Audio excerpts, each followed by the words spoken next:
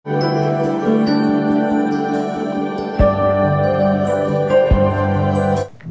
कृष्णा आपण मानक सीता नवमी अनेक अनेक शुभेच्छा और अभिनंदन। स्कूल गोइंग कॉलेज गोइंग पिला मानकु टिके आध्यात्मिक मार्ग को आनिबा पई आम हिंदू सनातन धर्म विषय रे जणाइबा पई आमर ए छोट प्रयास। अनेक लोक अछंती सीतारामक विषय रे राधा कृष्णक विषय रे तांको संपर्क विषय रे किछि जानती नाही।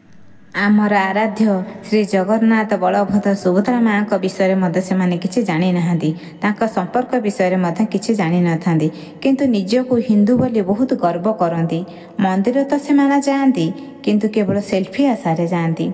आम संस्कृति विषय रे किसी जानी नथिबारु तांको यही छोट वीडियो माध्यम रे किसी जणाइबापी आमर गुंडुची मुसाफरी प्रयासटी दिने निश्चय सफल हेबो बोली आशा करुछि। जदि आपण मानक यह भिडियोटी भल लगे ताले निश्चय लाइक शेयर और कमेंट करदेवे। सीता माता जी कि प्रभु श्री रामचंद्रंकर अर्धांगिनी जहाकू महाराज जनक भूमि पाइथिबारु तांकर गोटे नाम भूमिजा मध्य। जनक महाराज तांको पिता होइथिबारु तांकर आउ गोटे नाम जानकी। प्रकृत सीता माता किए? वैशाख मासर शुक्ल पक्ष नवमी तिथि माता सीता जन्म माने प्राकट्य दिन तार ठीक गोटे मास पूर्वर प्रभु रामक जन्मतिथि आम पालन करिचे। प्रकृत में देखा गले लक्ष्मींकर अवतार होउछन्ति सीता माता जी शुद्धता पवित्रता सेवा भाव विनम्रता भगवानकर आध्यात्मिक शक्तिर रूप ए धरित्री पृष्ठरे अवतार होइछन्ति। ए दुनिया तो भगवान इच्छार ही चलायमान। तांको बिना इच्छार गछर तो गोटे पत्र भी हले नहीं। आ ये संसार तो एते बड़ से भगवान बिना इच्छा चलो बा केमिति?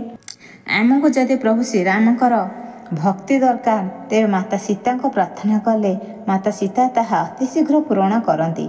एबे आसंतु सुनिबा सीता माता जन्म विषय रे। मिथिला राज्यर राजा थिले महाराज जनक। जनक महाराजंकर पूर्वज माने भी बहुत कुशली राजा थिले।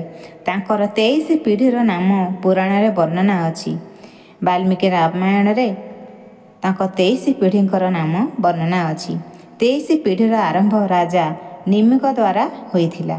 निमिक पुत्र मिथि महाराज थिले। मिथिक नाम अनुसार राज्यर नाम मिथिला पड़िला। राजा जनक माने दुई भाई थिले। जणे हेले जनक महाराज आउ जणे हेले कुशध्वज। जनकंकर दुई झियो थिले। जणे हेले सीता माता आउ जणे उर्मिला। कुशध्वजकर मध्य दुई झियो थिले। जणक ना हैला मांडवी आउ जनक ना हैला श्रुतिकृति। एही चारि भौणी अयोध्यार 4 राजकुमार को विवाह करथिले। मिथिला नाम अनुसार सीता माता आउ गोटे नाम मैथिली मध्य।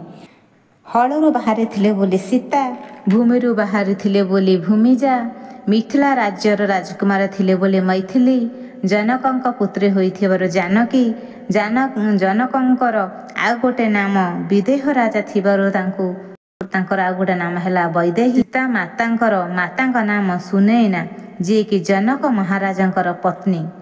टीवी सीरियल रे देखा जाइछि सीता मातांकर स्वयंवर कथा। सही स्वयंवर रे जो शिवधनुष कथा अछि से शिवधनुष जनकंकु तांको पूर्वजंक द्वारा मिलिथिला। तांको बापा जेजे बापांक पूर्वजंक मानक मध्यरे जनक नाम होउछि देवरथ। देवरथ को एही धनुष मिलिथिला। पीढ़ी पर पीढ़ी यही धनुष रही आसुथिला। से माने तांको पूजा करी आसुथिले। तेणु जनक महाराज प्रतिज्ञा करथिले जे ये शिव धनुष उठाइबो ताकू मु मोर कन्या रत्न विवाह करदेबी। तेणु आखपाख राज्यर अनेक राजकुमार से स्वयंवर रे भाग नैथिले हेले केही भी उठाई पारि नथिले। विश्वामित्र ऋषि जेतेबेले श्री राम लक्ष्मण को वन को नहीं आसिले यज्ञ सफल करने ताक यज्ञर राक्षस माने आणुथिले। तेणु विश्वामित्र ऋषि राम लक्ष्मण को आनिथिले तुमे 2 जण राक्षस को सहित युद्ध करिब मु यज्ञ करिबी मो यज्ञ रे केही विघ्न न करंतु। राम लक्ष्मण वन को आसिसंती बोली जनक महाराज जानी नथिले तांको जणैथिला किए तांकर कुल पुरोहित जे थिले तांकर नाम थिला सतानंद। सतानंद जेतेबेले तांको जणाइले जे एमती 2 जण राजकुमार बनକୁ ଆସିଛନ୍ତି ଏବଂ विश्वामित्र ऋषिଙ୍କର ଯଜ୍ଞରେ ସାହାଯ୍ୟ କରୁଛନ୍ତି। ତେଣୁ जनक महाराज विश्वामित्रଙ୍କ ସହିତ ଏହି ବିଷୟରେ କଥା ହେଲେ।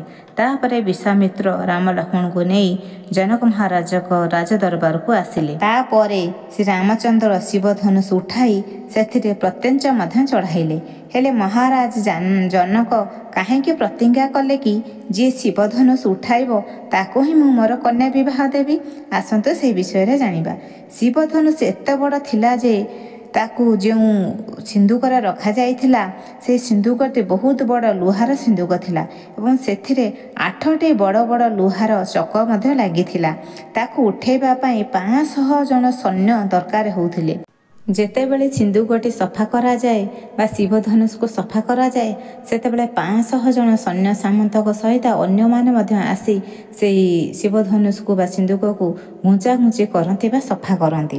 ଦିନେ ସୀତାମାତା ଛୋଟ ବୟସରେ ଖେଳୁ ଖେଳୁ ସେଠି ତାଙ୍କ ଖେଳଣାଟି ସେହି ସିନ୍ଦୁକ ତଳେ ଫସିଗଲା। ଦାସୀମାନେ ଭାବିଲେ କ'ଣ ଗୋଟେ ଖେଳଣା ଫସିଯାଇଛି, ତେଣୁ ସେ ସେଠି ଧ୍ୟାନ ନ ଦେଇ ଆଉ ଗୋଟେ ନୂଆ ଖେଳଣା ଆଣି ମାତା ସୀତାଙ୍କୁ ଦେଲେ। କିନ୍ତୁ ମାତା ସୀତାଙ୍କୁ ସେଇ ଖେଳଣାରେ ହିଁ ଖେଳିବାକୁ ଥିଲା। ତ ସେ କ'ଣ କଲେ, 3 ବର୍ଷ ବୟସ ଯେତେବେଳେ ହେଇଥିଲା ସୀତାମାତାଙ୍କୁ ସେ ଏହି ଖେଳଟି ଖେଳୁଥିଲେ।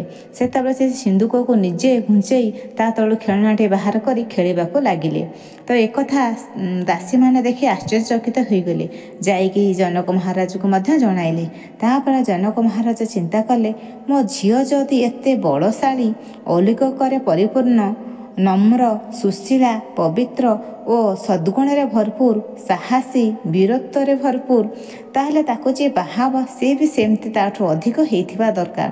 ତ ସେଇଠି ସେ ପ୍ରତିଜ୍ଞା କଲେ, ଯିଏ ମୋ ଝିଅଠାରୁ ଅଧିକ ବଳଶାଳୀ ଓ ପ୍ରଭାବୀ ଗୁଣବାନ ହୋଇଥିବ ତାକୁ ହିଁ ମୁଁ ମୋର ଝିଅ ବିବାହ ଦେବି। ଏଇ ଧନୁଷକୁ ଯିଏ ଉଠାଇବ ବା ସେଥିରେ ଯିଏ ପ୍ରତିଜ୍ଞା ଚଢ଼େଇବ ତାକୁ ହିଁ ମୁଁ ମୋର ଝିଅକୁ ବିବାହ ଦେବି। ମାତା ସୀତାଙ୍କ ସୌନ୍ଦର୍ଯ୍ୟ, କୃପା ଓ ଧାର୍ମିକ ସ୍ୱଭାବ ପାଇଁ ପ୍ରସିଦ୍ଧ ଥିଲେ। ତା ମାତାଙ୍କର ଦିବ୍ୟ ଉତ୍ପତ୍ତି ଓ ଅସାଧାରଣ ଗୁଣ ପୃଥକ କରିଥିଲା। ସୀତା ଦେବୀଙ୍କର ତାଙ୍କ ଚମତ୍କାର ଜନ୍ମଠାରୁ ତାଙ୍କର ଶେଷରେ ଭୂମିକୁ ଫେରିବା ପର୍ଯ୍ୟନ୍ତ ସୀତା ନବମୀ ତାଙ୍କ ଜନ୍ମର ସ୍ମାରକୀ ଏବଂ ତାଙ୍କ ଦ୍ୱାରା ପରିଚାଳିତ ଆଦର୍ଶ ଜୀବନର ସ୍ମରଣ କରାଏ। ଶ୍ରୀରାମଚନ୍ଦ୍ର ଚୈତ୍ର ମାସ ଶୁକ୍ଳପକ୍ଷର ନବମୀ ତିଥିରେ ଜନ୍ମଗ୍ରହଣ କରିଥିଲେ। ତାର ଠିକ୍ ଗୋଟେ ମାସ ପରେ ସୀତାମାତା ମଧ୍ୟ ବୈଶାଖ ମାସ ଶୁକ୍ଳପକ୍ଷ ନବମୀ ତିଥିରେ ପ୍ରକଟ ହୋଇଥିଲେ। ଠିକ୍ ସେମିତି ଶ୍ରୀକୃଷ୍ଣ ମଧ୍ୟ ଅଷ୍ଟମୀ ତିଥିରେ ଜନ୍ମଗ୍ରହଣ କରିଥିଲେ। ତାର ଠିକ୍ ଗୋଟେ ମାସ ପରେ ରାଧାରାଣୀ ମଧ୍ୟ ଗୋଟେ ପଦ୍ମ ଫୁଲରେ ପ୍ରକଟ ହୋଇଥିଲେ। ତେଣୁ ଭଗବାନ କେବେ ବି କେଉଁଠି ଜନ୍ମ ହୋଇପାରନ୍ତି, କେବେ ବି କେଉଁଠି ପ୍ରକଟ ହୋଇପାରନ୍ତି। ଶେଷରେ ସୀତା ନବମୀର ଅନେକ ଅନେକ ଶୁଭେଚ୍ଛା ଓ ଅଭିନନ୍ଦନ।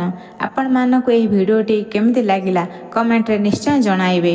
ଯଦି ଭଲ ଲାଗିଥିବ ଲାଇକ୍, ସେୟାର ଆଉ କମେଣ୍ଟ କରିଦେବେ।